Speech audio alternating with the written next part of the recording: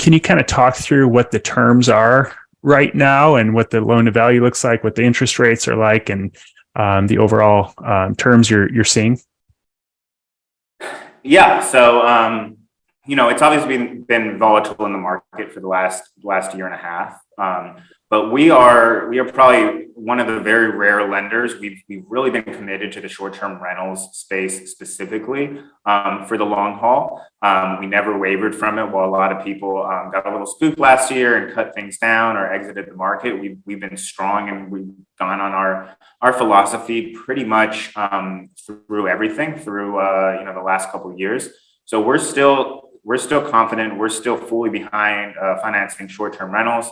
We'll go up to 80% LTV. That's for acquisitions. That's also for rate term refinances. So a little inside baseball, if you're not familiar with the DSCR product or just lending terms in general, rate term refinance is versus a cash out refinance, whereas it means it's a rate term if at the closing table you get less than $2,000 out of the transaction. Anything more, and it's a cash out refinance. And those are going to be looked a little more conservatively by most lenders for a variety of reasons.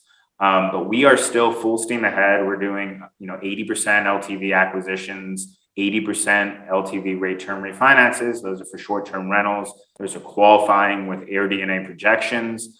Those are Airbnb transactions. So we will do an 80% rate term refinance on a property you bought, fixed up, and just put on the market. We'll still use those projections and get you up to an 80% LTV. A lot of other lenders are either not using AirDNA and doing much more conservative underwriting, or they are limited to 70% cash out refinances and 75 acquisitions and rate terms. But we're still comfortable, fully maxed out on those. Rates have still a little bit all over the place. Just today, we lowered our floor from 7% to starting at 6.75%. So, rates are getting pretty competitive again. I'm hopeful they'll keep going down, but I've written some articles that you can check out. What your rates, what your terms are going to really be dependent on multiple factors. The big three are your LTV, your DSCR, and your credit score. So the higher your credit score, the higher your DSCR, the lower leverage, lower your LTV, the better rates you're going to get. But we'll also, give you a loan at that max LTV. Maybe if your credit's not as great, or maybe the DSCR is a little thinner, we'll still give you that loan, but you just might have to pay some more points and pay a little bit higher rate. But we like to be pretty flexible in terms of letting people buy up, buy down, get different options, and make the deal work for them. That's great. And can you? I know you deal with DSCR all the time, so it's so familiar to you. But for others who it might be new to, how do you calculate the DSCR? So that's debt service coverage ratio is what that stands for. For someone who's not familiar with how that works, how do you do that? Yeah, so the DSCR calculation for us is it's kind of going to be your rent or rental income. So that could include if it's a long-term lease or your income over a year of a short-term rental divided by what's called the PITIA. So that's principal, interest, taxes, insurance, and association dues. So if it's in a PUD or a condo. And that ratio is going to tell you, basically how much cash flow you're making from the property. So if the rent equals the PITIA, then that's a even one DSCR, and you're basically breaking even. So if you have a DSCR of 1.25, that means you're basically making 25 cents for every dollar. So it's kind of like your profit margin, but it also is just your ratio of the cash flow every month, your revenue divided by your expenses. Yeah. And what's your minimum requirement for that? So again, we really like to be on the forefront and the most flexible DSCR lender out there. So we don't actually have a minimum DSCR. So we'll finance some loans, with a DSCR down below 1 or even below 0.75. So a lot of lenders will have that one minimum, and then some that will go below that will have that hard stop at 0.75. But we'll generally like to keep it above 0.75, but we will do deals that are, down to, lower than that. Wow. How does, I mean, I guess where does the money come from for the payment then if they're bringing in less than the overall payment? Yeah, that's a great question. And I'm actually writing another article. My next one is going to cover some of those situations. So, one of those situations is, it's on paper. The DSCR is on paper, so underwritten, where we have to follow our underwriting guidelines.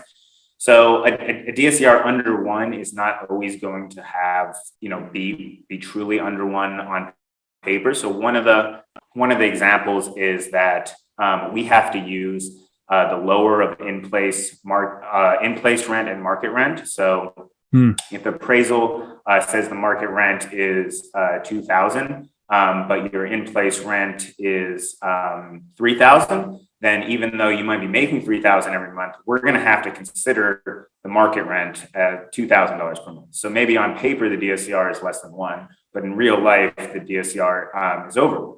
The flip side of that too, a big real estate strategy is investors targeting properties that may be poorly managed. So maybe the leases are below market. They have 2, 3, 4 months left. They go in, after 4 months, evict the tenant or just bring up the rent to market. And then, it should be cash flowing, on the last 355 months of the 360-month term. But we have to underwrite it to that lower in place rent, up front. And then also in general, I mean, maybe it's just a little bit lower than one today, but most DSCR loans are 30-year fixed rate loans. So people with a real long time horizon, it might make sense to have a sub 1 DSCR because you lock in your debt payment from day one for 30 years, but rent is going to keep increasing if historical patterns continue. It's been like 6-7% a year. So every year the rental income goes up, and the debt service payment stays the same. So maybe the first 2 years you're a little bit negative cash flow, and then the last 28 years you're big cash flow. So again, it's going to be underwritten as paper just for that first year. But if you're having a lot of time, then it makes sense as well. And then finally, we're pretty flexible on the short-term rental income. A lot of what we hear is that people come from long-term rentals. They go to short-term rentals, and then they realize they're making 2 times, 3 times more as short-term rental, and they don't want to go back to the long-term rentals. So you might have to be a little bit more conservative, take a little bit of a haircut on the short-term rental income, especially if it's projections, especially if you're buying an operating STR that's poorly operated, and you can do a lot better. So on paper, maybe it's not cash flowing, but you can redo the furnishing, get a pricing engine in there, get your cleaning crew in there, pop it into your machine, and it will really cash flow. So that's a very interesting question. I hear a lot, but it's good to go over. I'm a big believer, and a lot of lenders aren't, and that there's a lot of these deals that they may have a sub 1 DSCR on paper, but still make a lot of sense. Yeah, it's so great to hear that you guys are flexible and kind of think through practicality as opposed to just what you're seeing on paper, and then it's like a check or no check in terms of whether we're going to finance it. You look at all the components of it.